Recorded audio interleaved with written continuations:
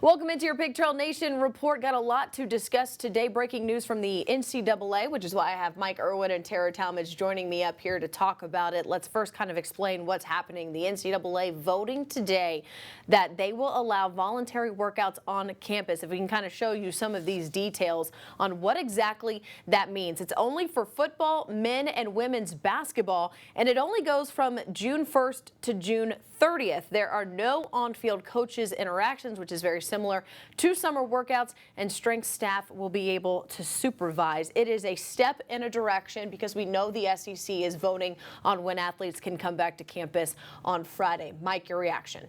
First of all, I think we didn't even hear about this until the last few days. I think basically what happened was the NCAA knew the SEC was going to do this. They jumped in to make it look like they're not being upstaged. They put some restrictions in there that I don't think will last the whole month, but we'll see.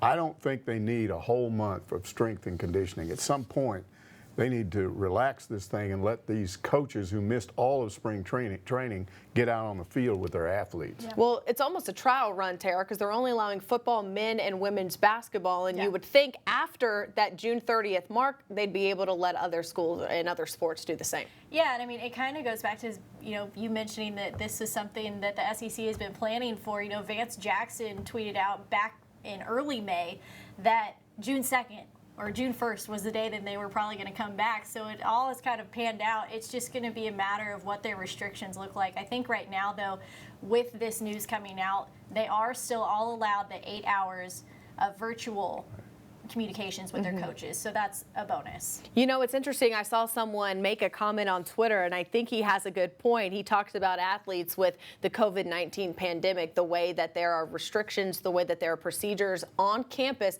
They might be safer here than they are in their hometown. And again, the SEC voting on Friday, and we assume that they will vote to be able to be back on June 1st. It's either June 1st or June 15th. So we'll see what happens then, but this is a big stepping stone to that decision. And before we go, more basketball to talk about. CBS Sports' John Rothstein on Twitter today saying Arkansas men's basketball joining Illinois, Cincinnati, and Kansas State in the 2021 Hall of Fame Classic in Kansas City. Now, the tournament is one of the many college hoops tourneys scheduled around Thanksgiving. This one's slated for November 22nd and 23rd of 2021. Arkansas set to play in the MGM Resort's main event in Las Vegas this November. Gotta love hearing that news. For Tera Talmadge and Mike Irwin, I'm Alyssa Orange, and that is your Big Trail Nation report.